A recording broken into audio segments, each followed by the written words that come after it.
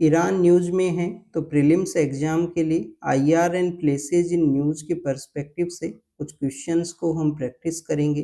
First question के अंदर में आपसे पूछा गया है कि इनमें से कौन से ऐसे कंट्री हैं जो कि ईरान के साथ में अपना लैंड बॉर्डर है उसको शेयर किया करते हैं। तो फर्स्ट ऑफ ऑल स्टूडेंट्स, आपको ये जानकारी होना चाहिए क्या यूपीएससी के द्वारा इस तरीके से किसी भी रैंडम कंट्री के रिगार्डिंग में क्वेश्चंस आपसे पूछे जाते हैं क्या।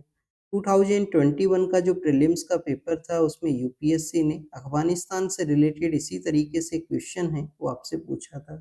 और उस दौरान में आप देखिए कि तालिबान के द्वारा फिर से जो पावर है उसको टेक ओवर किया गया था अफगानिस्तान के वहाँ पे। इस वजह से वो कंट्री है वो न्यूज़ के अंदर में था। प्रेजेंट समय के अंदर ईरान है वो न्यूज़ के अंदर में है, वेस्ट एशिया के वहाँ पे जो कॉन्फ्लिक्ट का जो सिचुएशन है उस वजह से। तो आपको इसके नाइबर कंट्रीज हैं उसके बारे में जानकारी है वो होना चाहिए। अगर हम बात करें लैंड बॉर्डर के रिगार्डिंग में, तो ईरान का जो वेस्टर्न पार्ट है वहाँ पे इराक नाम का जो कंट्री है वो अपना एरिया है वो शेयर किया करता है।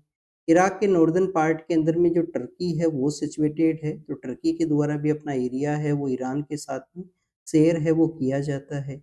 स्मॉलर जो लैंड बॉर्डर है वो शेयर होता है अर्मेनिया और अजरबैजान का। ईरान के नॉर्थ वेस्टर्न पार्ट के अंदर में ये बोथ कंट्रीज हैं वो अपना बॉर्डर है वो शेयर किया करते हैं।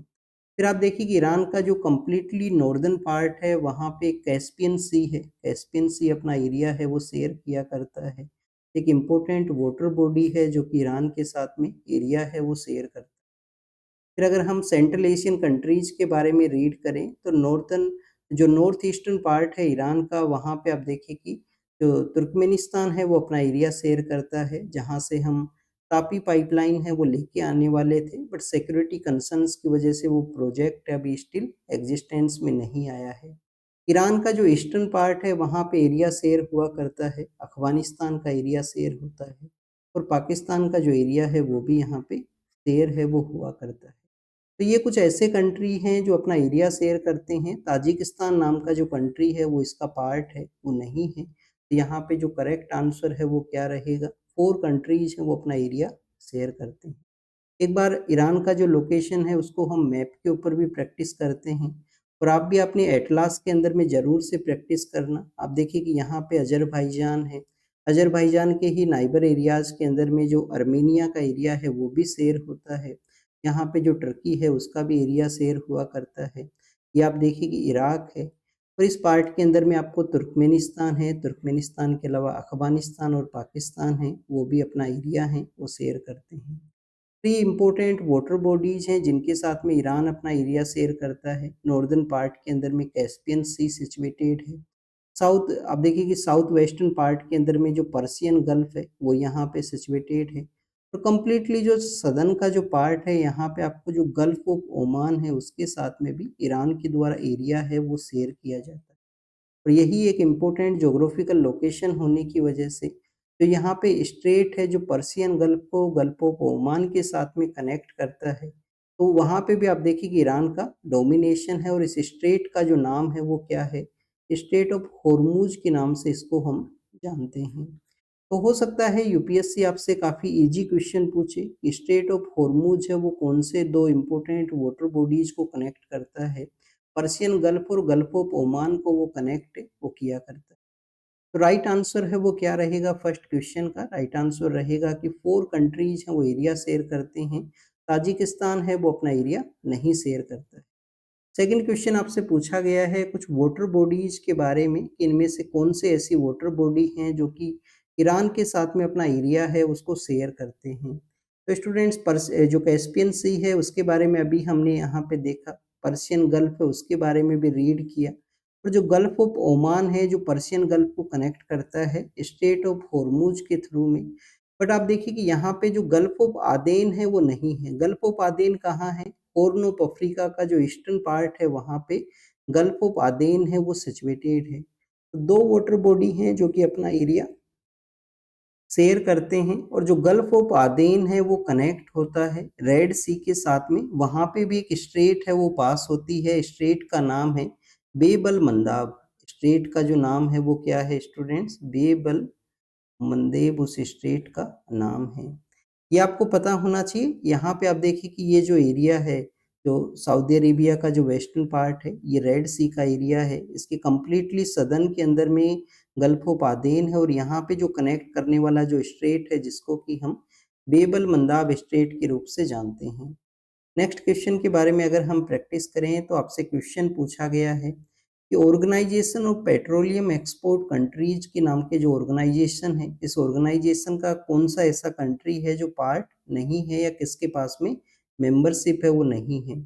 अब देखिए कि 1960 के समय में एक कॉन्फ्रेंस ऑर्गेनाइज होती है जिसको कि हम बगदाद कॉन्फ्रेंस के नाम से जानते हैं और उसी बगदाद कॉन्फ्रेंस के बाद में, बगदाद का जो कॉन्फ्रेंस है उसके बाद में ओपेक है उसको सेटअप किया गया था 5 कंट्रीज के द्वारा। तो 5 कंट्रीज ऐसे हैं जो इसके फाउंडिंग मेंबर के रूप से जाने जाते हैं। वो कौन-कौन से हैं? जिसमें एक ईरान भी है। ईरान के अलावा आप देखिए कि इराक भी है, ईरान है, इराक है, क्योंकि बगदाद जो है वो इराक के वहाँ पे ही सिचुएटेड है। फिर आप देखिए कि कुवैत है, कुवैत है, कुवैत के अलावा सऊदी है,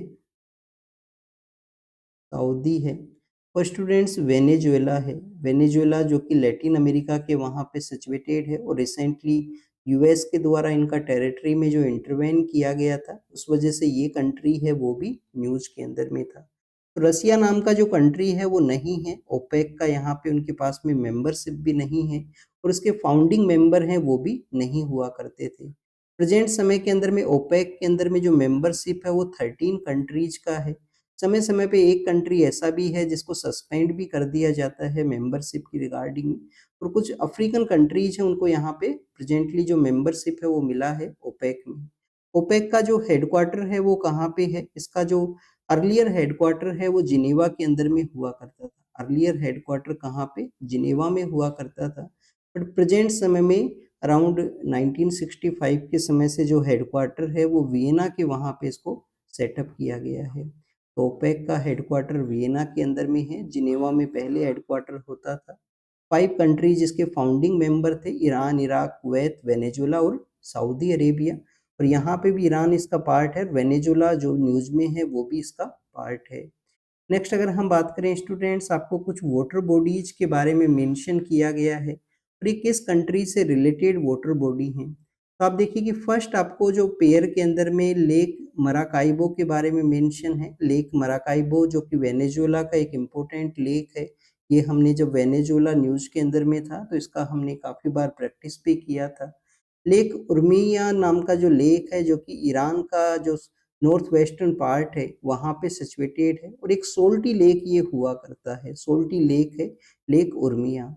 फिर आप देखिए कि लेक हैमून के बारे में भी मेंशन है। लेक हैमून जो है एक रिवर है या एंशिएंट वे के अंदर में एक सिविलाइजेशन भी एग्जिस्ट किया करती थी यहाँ पे। हेलमेंड सिविलाइजेशन है जो कि ईरान और अफ़गानिस्तान का जो बॉर्डर एरिया है वहाँ पे ही है।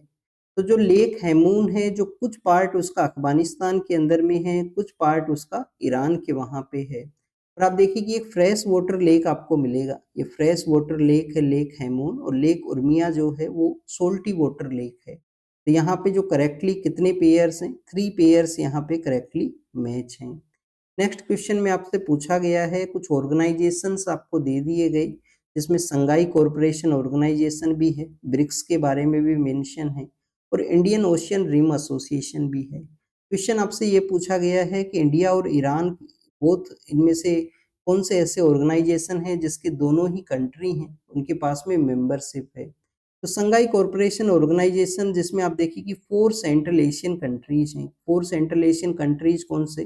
ताजिकिस्तान है, ताजिकिस्तान के बाद में आप देखिए कि उज़्बेकिस्तान है, उज़्बेकिस्तान के अलावा जो किर्गिस्तान है और कजाकिस्तान है। तो ये 4 सेंट्रल एशियन कंट्रीज़ हैं, फिर आपको रसिया और चाइना है, रसिया है, चाइना है और इसके बाद में जो मेंबरशिप है वो एक्सपेंड होता है जब पाकिस्तान और इंडिया इसका मेंबरशिप है उसको जॉइन करते हैं 2017 में।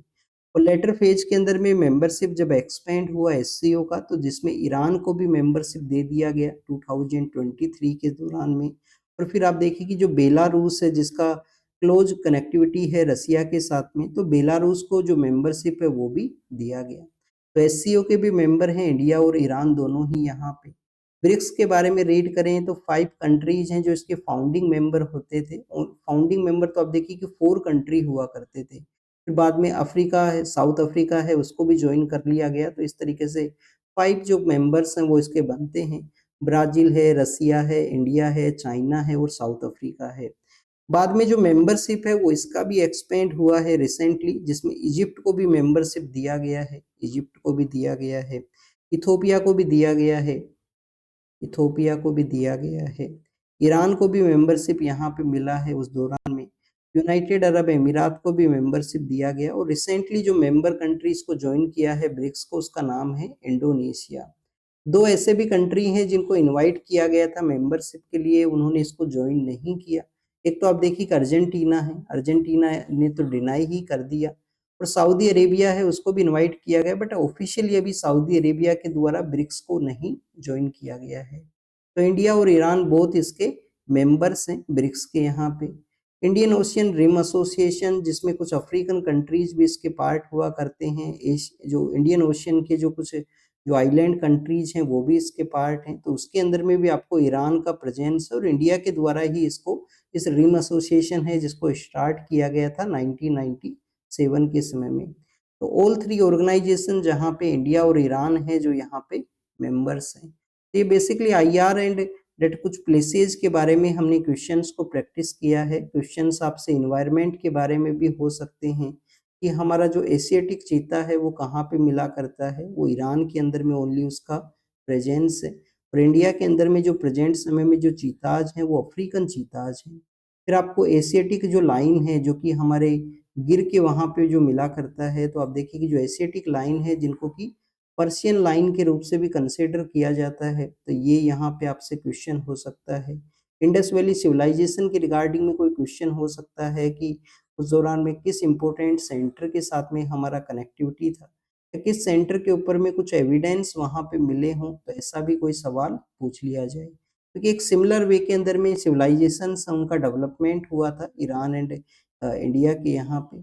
तो ये कुछ बेसिक क्वेश्चन डिस्कस किया, आप इनको रीड कीजिए, रिवाइज कीजिए, जो भी बेसिक इन्फॉर्मेशन आपको मिला है।